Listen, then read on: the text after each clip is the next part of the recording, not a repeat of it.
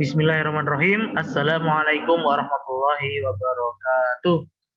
Apa kabar anak-anakku semuanya kelas 11 RPL? Semoga dalam keadaan sehat walafiat. Amin. Oke, kita masih ketemu di media online anak-anak ya. Tetap bersabar. Mudah-mudahan segera normal kembali kondisi ini ya. Oke, tetap semangat. Oke anak-anakku, kita review kembali ya. Kita review kembali materi dari mata pelajaran basis data ya. Oke. Jadi insya Allah kalian sudah paham ya apa itu basis data.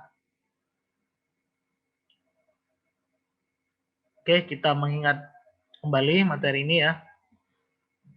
Jadi komponen utama dalam kehidupan masyarakat modern saat ini ya, berbagai aktivitas manusia secara tidak langsung berhubungan dengan penyimpanan data ya. Jadi yang ada di sekitar kita ini yaitu itu adalah data ya, data anak-anak. Nah, data ini bisa kita simpan secara istilahnya tradisional ya, manual, bisa juga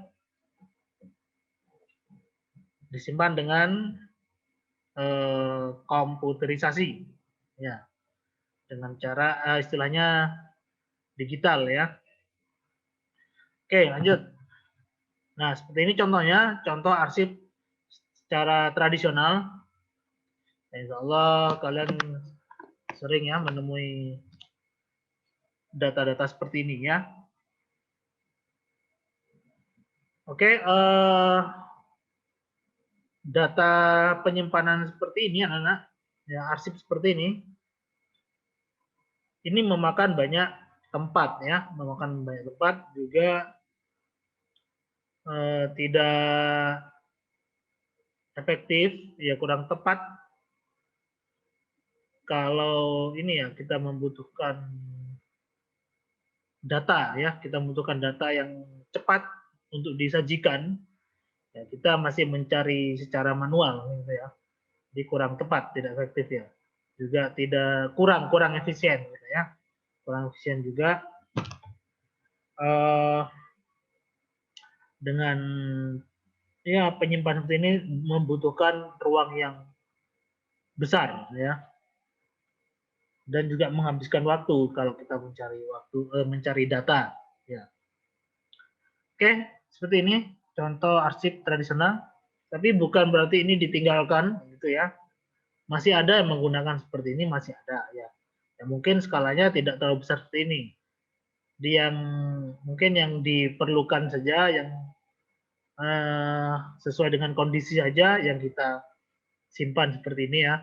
Terus selanjutnya ketika data-data yang besar itu semuanya kita simpan di komputer. Oke, seperti ya contoh interaksi data yang tadi, gambar tadi, sebagai aplikasi database tradisional di mana hampir semua informasi yang disimpan dan dari berupa data teks maupun numerik. Oke, arsip tradisional apa namanya menjadi arsip digital, gitu ya. Karena saat ini apa namanya sudah zaman modern ya, sudah zaman modern dan hampir semua bidang penyimpanan datanya itu menggunakan komputer. Nah, komputer di sini macam-macam ya bentuknya, jenisnya. Ya, bahkan HP kita itu juga sudah komputer ya, komputer mini. Dan juga hard disk gitu ya. Nah, tergantung jenis data yang kita simpan anak-anak ya. Jika misalnya di HP itu data-data ya, yang paling banyak apa? Foto ya, foto, lagu-lagu ya, ataupun pesan-pesan tertentu itu juga ada di HP. Tapi sifatnya tidak besar ya. Ada juga yang besar mungkin ya, tergantung dengan kapasitas memorinya. Tapi terbatas ya. data yang disimpan lumayanlah besar itu namanya hard disk ya. Itu disimpan di komputer, baik personal komputer ataupun di laptop ya. Karena ukuran hard disk ini sudah ada yang sekian besar ya ukurannya, satunya ada giga ya. Kemudian ada yang lebih besar lagi anak-anak, ya, bisa menampung data seluruh dunia. Itu namanya cloud. Ya, istilahnya dengan cloud computing. Ya, sekarang sudah banyak yang menerapkan penyimpanan data melalui cloud ini. Banyak yang menyediakan. Contohnya sendiri. Nah, contoh mungkin kalian tahu ya, ada yang sadar, ada yang tidak mungkin, yaitu Google. Ya, Google itu berbaik hati. Berbaik hati. Meminjamkan ya ruang atau space-nya di internet ya, itu cuma-cuma yaitu sebesar kurang lebih 15 giga ya. Nah, kalau ingin menyimpan lebih banyak lagi itu harus berbayar. Nah, jadi kita mungkin data-data yang sering kita butuhkan saja kita simpan di sana ya. Yang sifatnya sangat-sangat penting itu ya kita simpan sendirilah ya. Atau juga bisa disimpan di cloud itu dengan layanan yang mungkin yang tingkat keamanannya tinggi gitu ya. Itu juga bisa. Ya, tentu saja berbayar. Oke, lanjut. Oke, istilah basis data, lemari arsip, tempat penyimpanan buku, telepon, lemari, kartu, katalog. Ya. Nah, apa namanya? Contohnya itu ya, ada buku telepon, ya. Kemudian lemari itu juga disebut dengan basis data ya. Bisa juga diartikan sebagai markas atau gudang, tempat bersarang atau tempat berkumpul. Oke, ini pengertian dari basis data. Saya juga ngambil dari sumber di internet ya. Oke, lanjut. Data dan informasi. Data merupakan sesuatu yang menyangkut barang, kejadian, aktivitas, dan transaksi yang telah tercatat, diklasifikasikan, dan disimpan namun belum memiliki makna. Oke, seperti itu ya data. Termasuk diri kita, ini juga data ya. Data menyimpan ada nama, ya nama manusia, alamat manusia itu, gitu ya. Kemudian tinggi badan manusia itu berapa, ya warna kulitnya apa, warna rambutnya apa, gitu ya. Oke, nanti kita kupas tuntas lebih detail lagi ya. Informasi adalah data yang dikelola dalam bentuk tertentu untuk memberikan makna atau arti bagi penerimanya. Oke, informasi ya. Informasi ini bisa menjadi sangat-sangat penting dan sangat-sangat mahal. Bisa ya. Contohnya apa? Ya, informasi saldo di rekening kita. Itu kan menjadi sangat penting ya bagi kita. Berapa saldo kita? Kita nabung tapi nggak ngerti jumlah saldonya ya. Itu kan ya bahaya ya. Jadi kita memerlukan informasi itu. Dan informasi itu juga bisa menjadi sangat mahal ya. Bisa jadi. Contohnya banyak sekali di kehidupan sehari-hari kita. Informasi menjadi sangat mahal. Kita ingin mendapatkan informasi ya.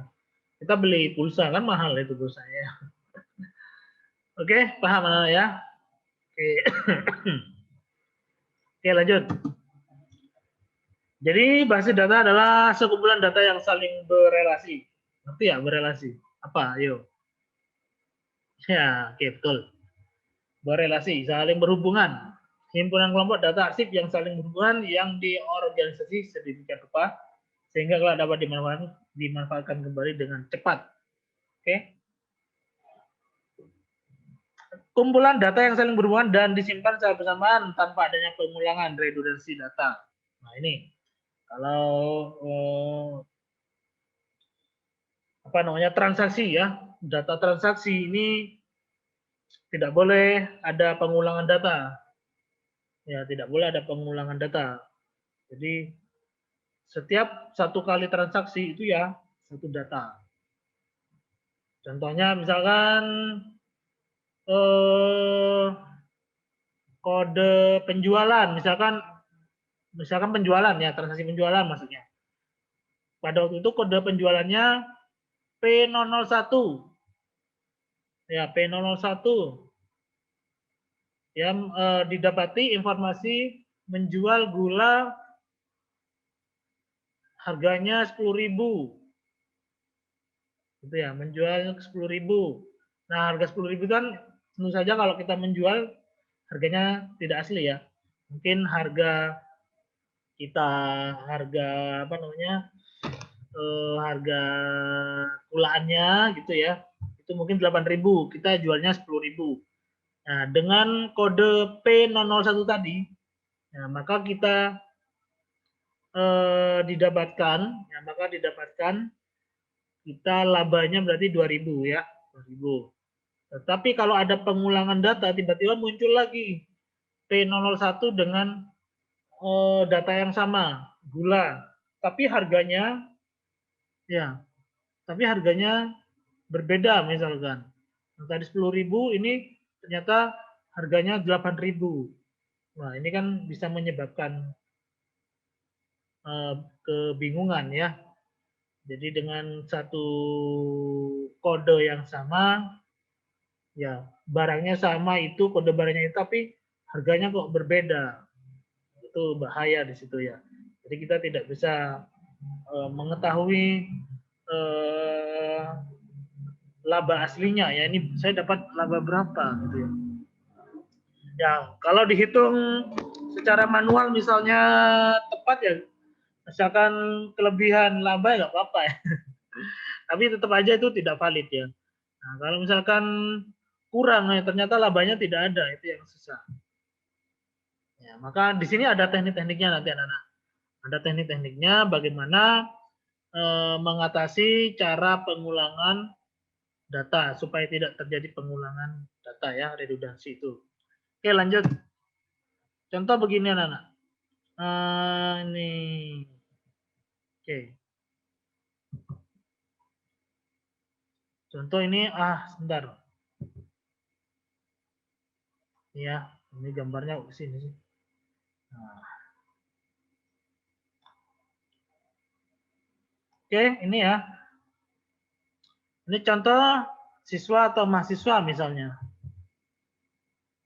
Nah, siswa atau mahasiswa itu artinya entitas anak-anak.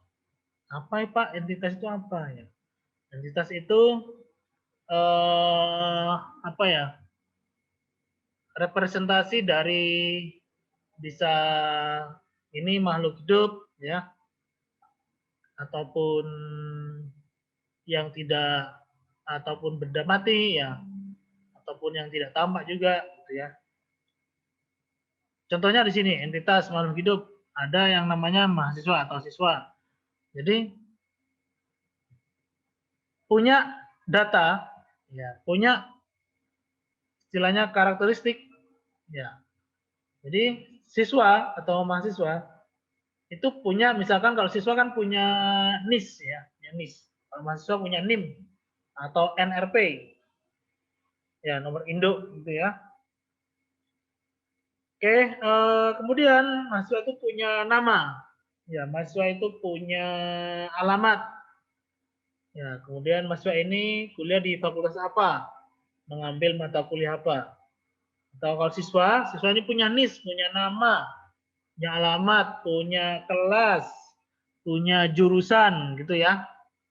Oke, itu namanya, ini namanya entitas. Ada entitas guru, ada entitas staf.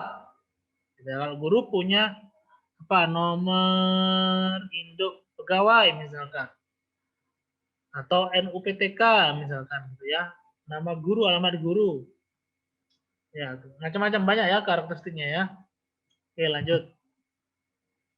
Data kumpulan file. Jadi banyak. pengertiannya di sini. Ya intinya data itu ya kumpulan file tabel yang jadi satu itu disebut dengan data.